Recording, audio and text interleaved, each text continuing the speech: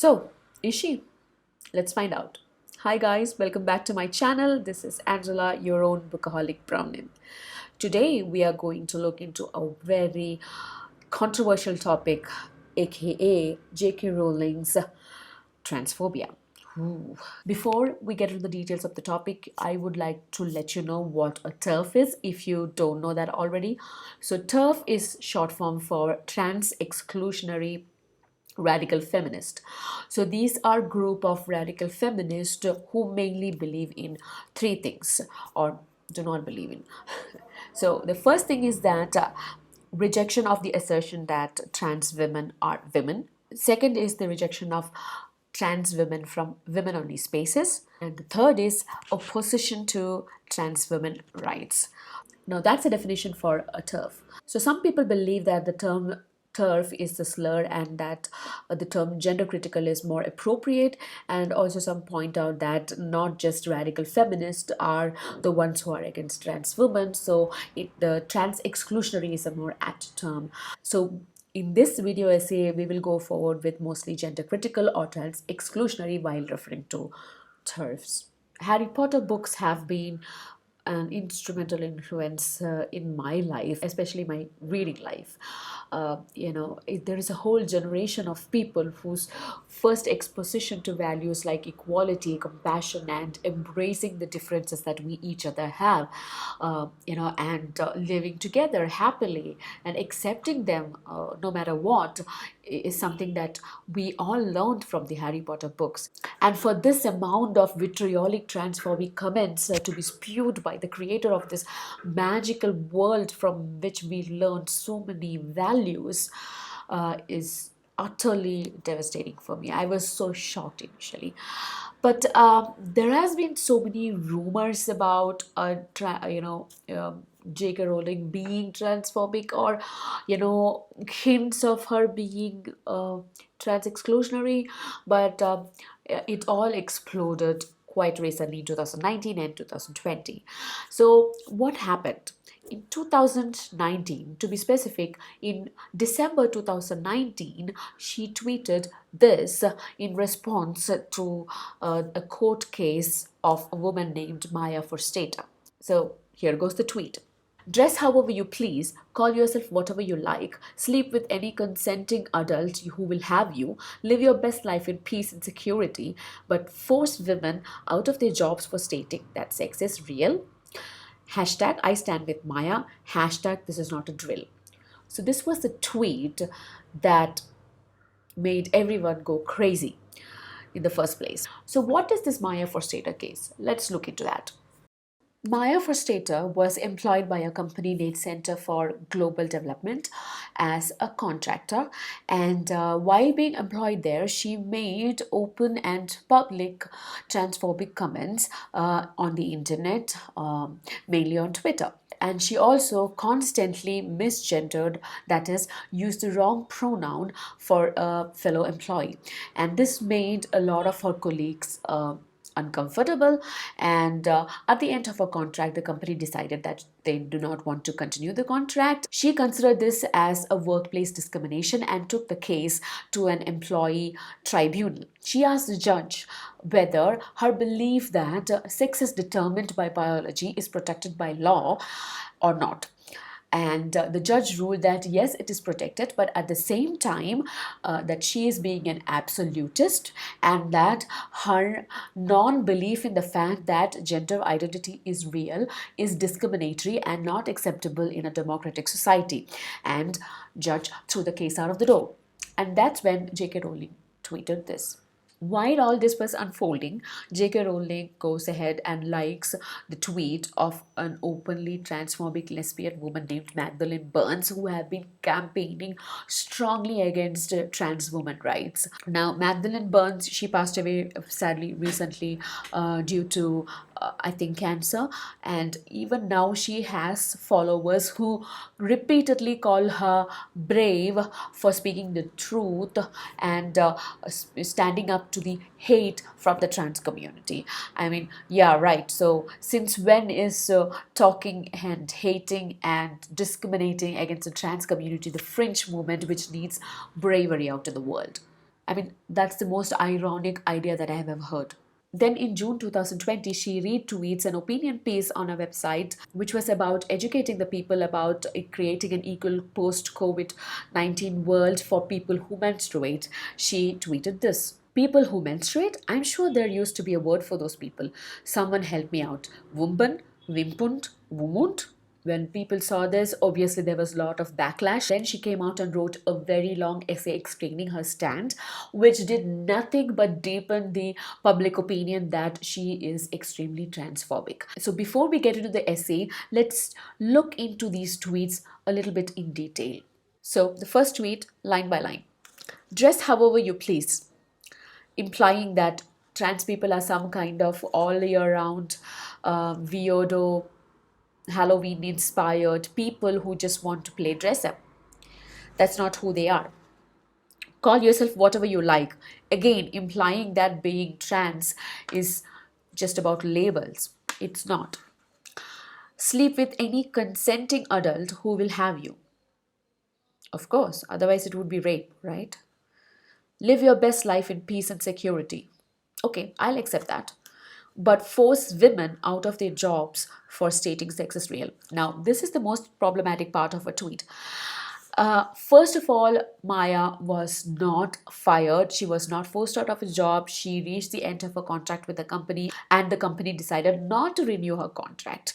Now, even if we take the fact that she was fired or whatever, she was fired not for stating sex is real, but for her transphobic comments and her constant misgendering of her colleague.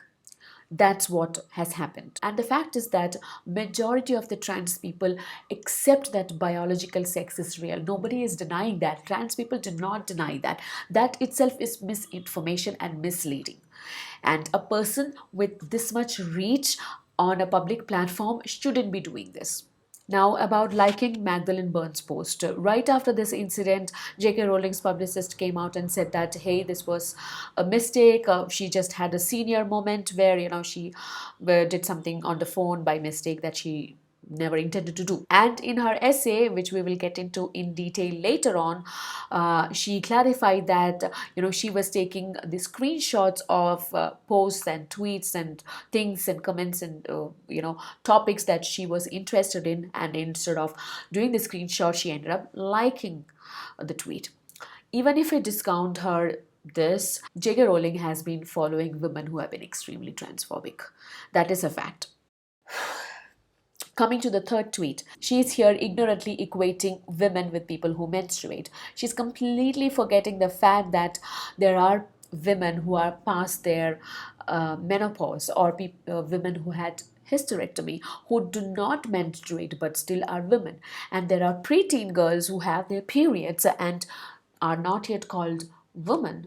They are also people who menstruate. So that itself technically is wrong. Basic intention is that she is telling that trans women are not women because they do not menstruate. And only people who menstruate can be women. Do you see the absurdity in it? Now, before we move forward, we need to understand the definition of certain terms. What is biological sex? So biological sex is what is assigned to you at the time of your birth based on gene expressions or chromosomes or your hormone level and functioning, and also your sexual organs like gonads or genitalia. Next definition is for gender. Gender is a socially constructed set of characteristics with which a person identifies himself with. It could be expressions, it could be feelings, it could be behaviors and cultural nuances like outfit, makeup, or outward gestures with which that particular culture associate a particular biological sex. Now, this is very interesting. We can actually observe how gender identities can be highly affected by the social construct a person grows up in. Now, the Chambuli people of New Guinea was the study of one Miss Mead back in the 1930s, where she observed that the gender roles of man and woman have been reversed in this tribe as compared to that of, say, modern America or modern Europe. So there the women are dominant, they are impersonal, they are managerial, they take care of business and the traditional roles that we assign to men, and their males were responsible. Yeah, well, that's valid here too, I think, to some extent, and more emotionally dependent and wore makeup and frilled dresses, etc. That's just one example that I wanted to cite, that gender roles are highly dependent on the social construct. I am a cis woman, meaning the biological sex assigned to me at my birth aligns with the gender that I identify with. Now, there are people whose biological sex and gender identity do not align. They are called transgender. Now, for example, there are people whose biological sex at the time of birth, which has been assigned to them, is male, but their gender identity is female. They are called trans women. And vice versa, the biological sex assigned to them at birth was female, but they identify as male. They are called trans men. There is obviously a gender in between, which is the intersex gender, hermaphrodite, or in Hindi you call hijra, and they are people who have physically ambiguous genitalia, ambiguous internal sexual organs are gonads, or atypical chromosomes. So these are intersex people. One thing to understand very clearly is that both cis women and trans women fall under the greater umbrella of the woman, meaning a trans woman is woman. There is no denial that there is science supporting this, and the science of it, we will get into it later on. What does science say about all this? Now, I will not go into too much details, but I will definitely link citations and to researches that's been done on this topic, and also some interesting YouTube videos where transbrain is explained. But basically, the conclusion is that transgenderism is real. It is not something that people fake to gain attention. In a study using diffusion tensor imaging (DTI), researchers found that the white matter microstructure pattern in the brain of an untreated FTM, which is female to male transsexual, aligned more with the pattern of the subjects who they shared their gender identity with, which is male, than with whom they shared their biological sex with, which is female. In another study using DTI, which is the same technology, researchers also found that the white matter microstructure in the brain of uh, an untreated male to female transsexual fell between that of the male and female characteristics. However, because the research also stated that the masculinization process was somewhat stalled in most of the faculi, that the person eventually displayed more of the female characteristics. Basically, this means that science sides with the transgenderism and that gender dysphoria is real. It is a matter that needs attention, and trans rights is an extremely important part of human rights. Transgender is a community that has been subjected to extreme amount of discrimination throughout history, throughout the world. I mean, even now, you look around, they are extremely abused and subjugated to violence. You know, that could be because we are still ignorant about gender identity and also the science behind it, and it is into this environment which is already overflowing with so much misinformation and discrimination and ignorance that JK Rowling comes with her opinion piece, which add nothing to alleviate the situation but to extremely demonize the trans community. What did her essay actually say? Let's look into that. I will not go into too much detail because it's a very, very long essay. There are also a lot of YouTube videos who have dissected the essay and explained line by line why her essay from end to end is transphobic. But I am taking certain highlighted pieces which spoke to me, and then I would like to explain them to you. And here I need to look into my notes because I am going to read out sentences right from her essay. So I apologize if you miss my eye contact. She starts off saying that there is a lot of toxicity around this subject. I write this without any desire to add to that toxicity. I'm really sorry, Miss JK Rowling, but sadly, it has added to the toxicity and to an extremely high level. Secondly, for people who don't know, last December I tweeted my support for Maya Forstater, a tax specialist who had lost her job for what were deemed transphobic. So basically, she's telling that they were not transphobic, but they were just deemed transphobic. Then she goes on saying that she's been told multiple times to talk to trans people, and also that she has, and as part of her research and learning, she's been talking to trans people, doctors, and social workers, and other professionals, and studies and researchers, but she has not provided any citations. Next part is very problematic. Listen to this. They She says that she's spoken to a lot of intelligent, kind people who are deeply concerned about the way a socio-political concept is influencing politics, medical practice, and safeguarding. They are worried about the dangers to young people, gay people, and about the erosion of women's and girls' rights. Now, please tell me how somebody fighting for trans rights erodes women's rights. That is completely two different issues. Just because you are giving rights to trans people doesn't take anything away from women's rights. And this is coming from a cis woman like me who strongly believe in women's rights and am a strong feminist.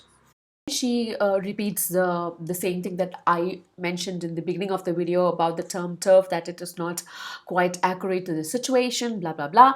And then she goes on to say, examples of so-called TERFs range from the mother of a gay child who was afraid their child wanted to transition to escape homophobic bullying. Now, she is saying that a child who is homosexual would be heavily tempted to change the gender or transition to the opposite genders to avoid homophobic bullying. Now, this is absolutely wrong. We all know that, and I have already talked about this, trans people are heavily abused and discriminated community, and trans people within the LGBT community are the most discriminated against and subjected to bullying. So the fact that a homosexual person would like to transition to transphobic to avoid bullying doesn't make sense at all.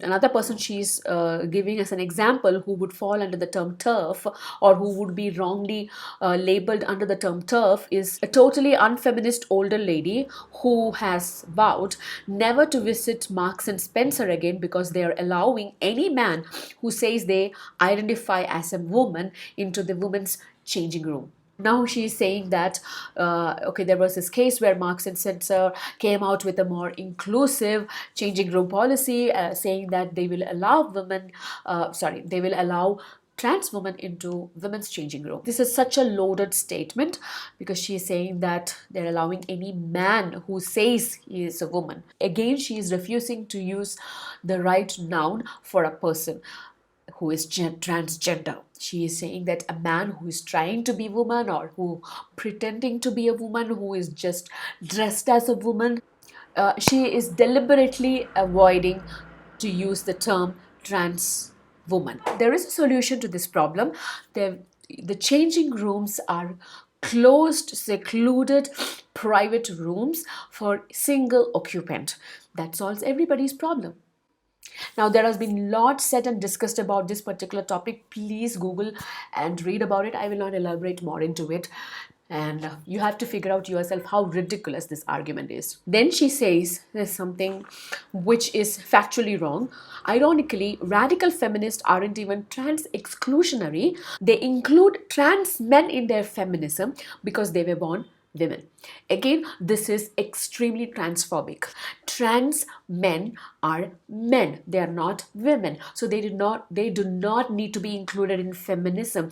They do not need women's rights. They need trans rights, and they need human rights. So again, she is disregarding and discarding the definition of gender identity altogether. Then she cites 5 reasons why she is writing this essay. The first reason she cites is that she supports charity for women and children, and also fund medical research for MS, which is multiple sclerosis. And this is a disease which manifests differently in men and women, and different treatment has to be given to them. And because of these reasons, she is worried that the new trans activism will hinder the medical treatment that is being given to men and women. But again, this is not a reason to cancel transgenderism, or to completely deny that trans women are women, but it is a reason to make sure that trans rights are enforced, and to fight for better trans rights so that they get proper medical care. Also, when a transgender person approaches a doctor, I'm sure that they will provide their proper medical history so that the doctor can give the proper kind of care and treatment. The second reason she's saying is that she is an ex-teacher and the founder of a children's charity, which gives her an interest in both education and safeguarding.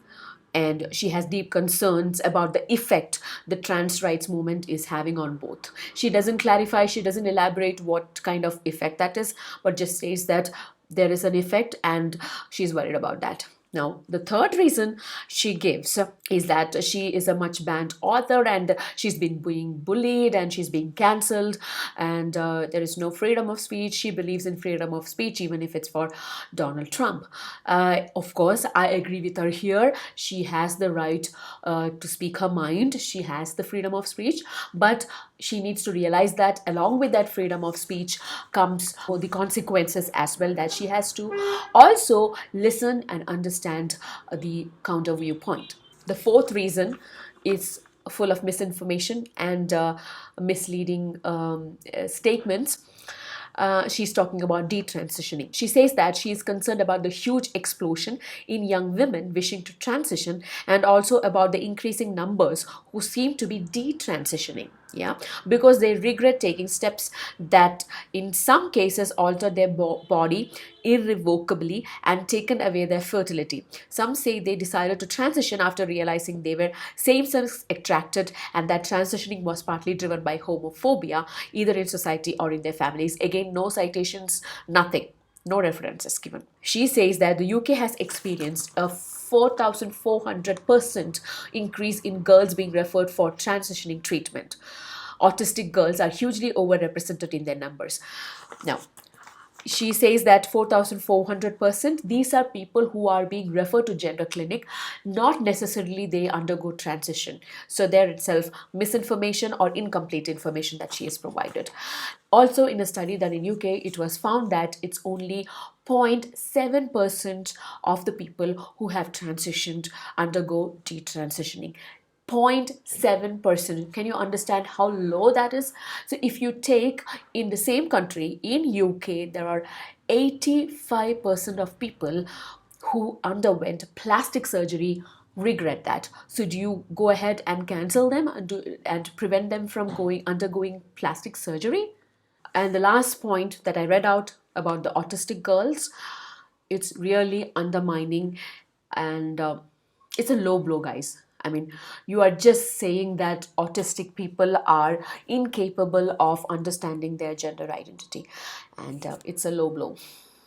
You shouldn't have done that, JK Rowling. Then she recounts her own experience, that while she was growing up, how she felt genderless, and she suffered from depression and anxiety, and she had OCD. And if she had found an online community like this while she was growing up and got this kind of support, who told her that the easiest way is to transition, maybe you are feeling genderless because maybe you're not a woman, you are a man, so transition, and she would have done that.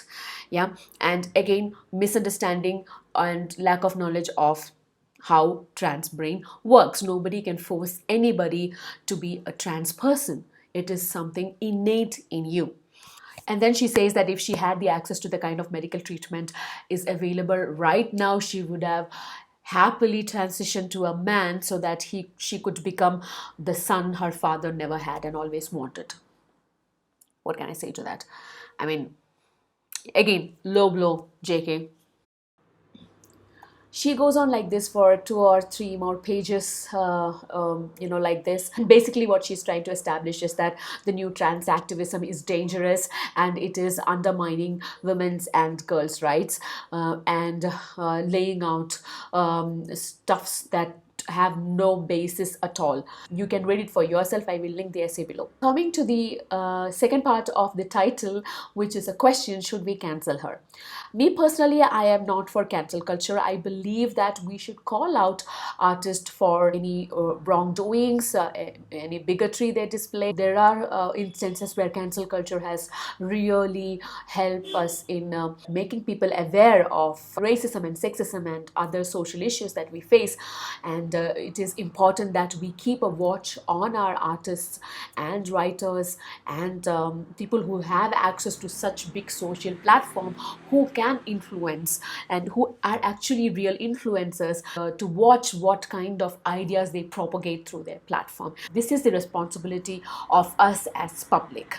But I do not believe in cancel culture. They can continue doing their work, but through their work, if they are propagating and they refuse to be apologetic, then yeah, sometimes extreme measures needs to be taken. For example, if you think about Woody Allen, or closer to home, if you take the case of Dilip, the Malayalam actor, who is an accused in the rape case against Malayalam actress, I stopped watching their stuffs because it always is in the back of my mind and it irks me. What JK Rowling is doing is propagating lies. She is propagating misinformation. She is actually causing harm in the society by undermining already victimized and subjugated community, which is the transgender community, and we should call out her on those. There is another interesting thing. So JK Rowling writes crime thriller under the pseudonym Robert Galbraith. A man's name, JK Rowling. How can you do that? Being a woman using a man's name. Huh? Isn't that wrong? The irony is ridiculous. Anywho, in one of those crime thrillers called The Troubled Blood, she is using a cross-dresser as the murderer. And also previously in another book in the same series, The Silkworm, she portrayed a transgender person in a very bad light.